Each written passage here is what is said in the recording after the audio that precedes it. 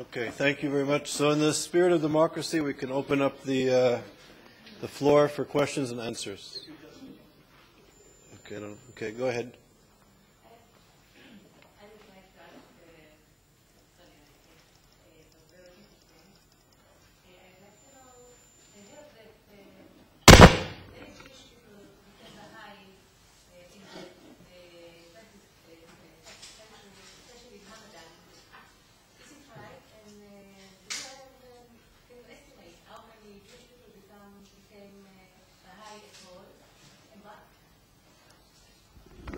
We go one by one, or? Sure. Okay. Yes, you're right. Hamadan is one of the main cities in Iran that many of their Jewish members of the Jewish community, local Jewish community, became Baha'is. The same goes for Kashan, Burjerd,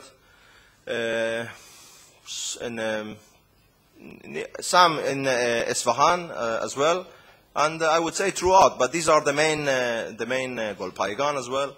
The main reason is, first of all, you said during the Pahlavi period. They started already in the 1880s that the Jews started to move from Baha'i belief, to convert to Baha'i faith. But it is part of it is due to education, the ideals, and the fact that the Baha'i faith does not tell you you have to forget your past religion. You actually accept it. As I said, there's a progressive revelation. It accepts Islam. It accepts Christianity. It accepts Judaism. But it says this is all part of a progressive manifestation of the same God. So you don't have actually to, on the one side, you don't have to deny your religion as you have to do if you become Christian or become Muslim. So that's one aspect of it. There is also the aspect of, what they say, the financial aspect. There is, if you come from a lower economic status Jewish background, then you are tend to move towards a group that, you know, that is opening for you a whole apparatus of support and education and things like that. So I would say these are the two main reasons. Of course, there are studies, not many of them, but there are studies about Mehdad Amanat, who wrote about the conversion of Jews to the... Sorry? How many? I don't know whether there are exact figures, but I would say thousands for sure. Thousands. About 10%. In all Jewish community or altogether. So that's a major thing, yes. Yes. But there is also the guy who recently wrote... Geula, yes. Geula also wrote recently a book on the Jewish converts to the Baha'i faith. That's the two main recent sources. But there are a few articles here and there. But and also there is the Mehdad Amanat's recent article in this publication that I mentioned earlier, the Baha'is of Iran. So he has more data on it. Is there anybody else on the panel? Okay, I was wondering if Professor Parham, would you like to say some words on these issues? Okay. I'll invite you to speak.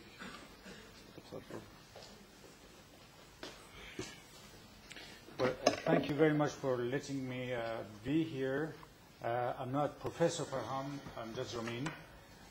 Ramin Parham, microphone.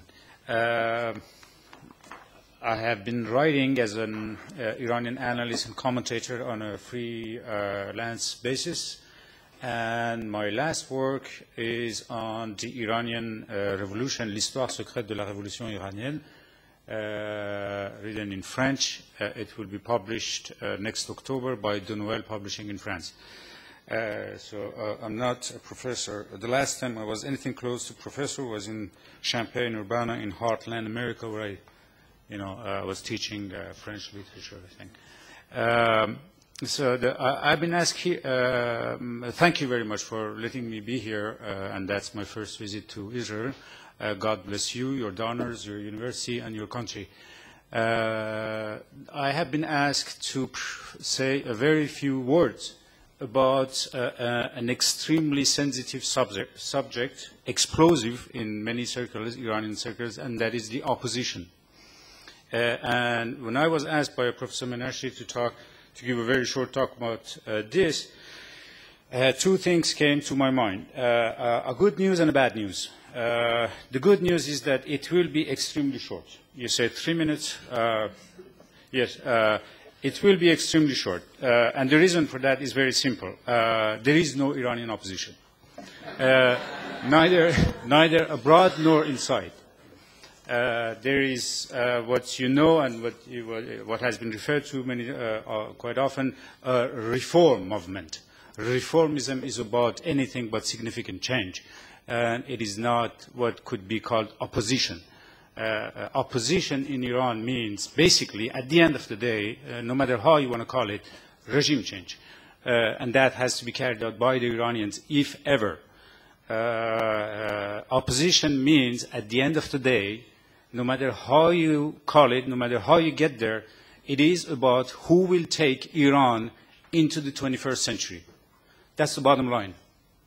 It is going to be either Khomeini and the culture of Ari, Shariati, and Al-Ahmad, and Fardid, and Khomeini, or something else. The alternative. I think it is best for all of us that the alternative takes Iran into the 21st century and not that other culture. But as we speak, there is no opposition, neither inside nor outside. Outside, the reasons are very different. Inside, the main reason inside is that you're not dealing with gentlemen like Shapur Bakhtiar or Mr. Huwaida or Jamshid Amuzgar. You're dealing with Aziz Agha Jafari. You are dealing with Muhammad Baqir Qalibaf, the man who said in 1999, after Hijdaiti, the student uprising, with other generals of the Pastaran, he wrote a letter to Khatami. He said, if you don't take care of this, we will take care of it. So that's the reason why you don't have it inside. So the bad news is that there is no Iranian opposition. And this is perhaps the worst news you have heard about these past 2 days, because absent a solid, credible, organized Iranian opposition, that is a leader, a team, a vision, a program, as an alternative to what you have. Absent this, you will have two options, war or war. It is going to be a high-intensity war tomorrow or low-intensity war the day after tomorrow and for years to come.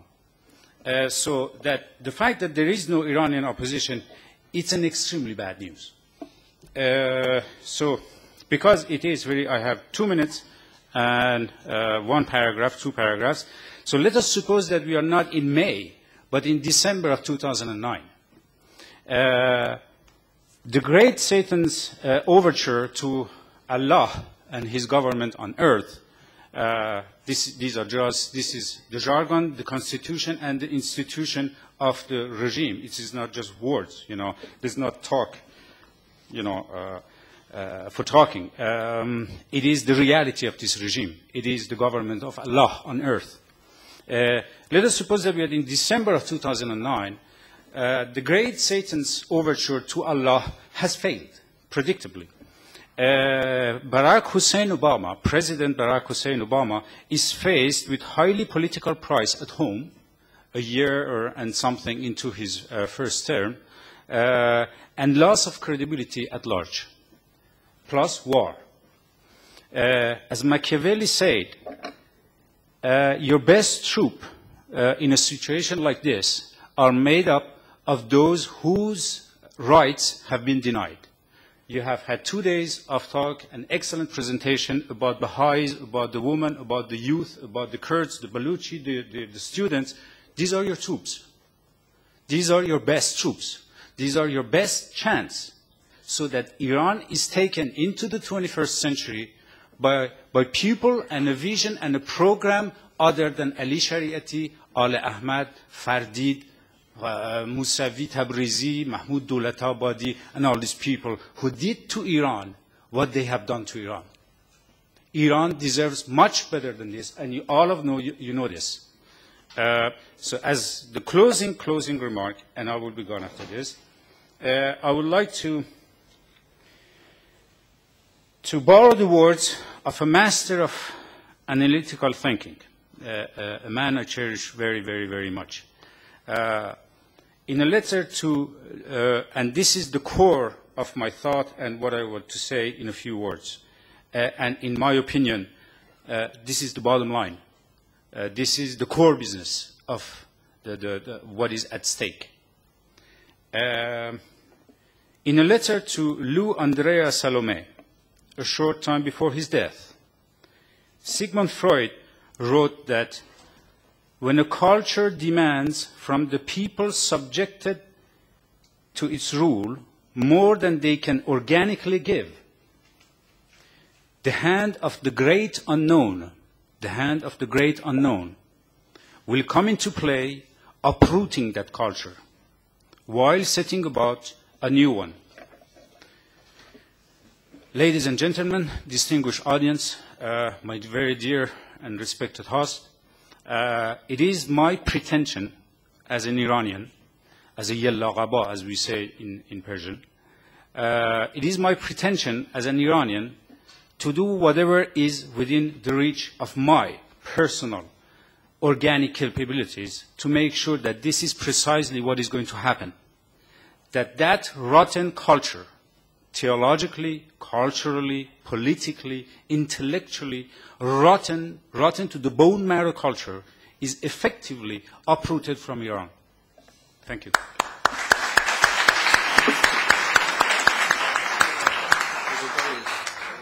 Okay, so on that note, we'll end the session. We'll end the session. We're going to go for lunch. Please return to the room at 2:30 to continue an afternoon of intense and very important papers.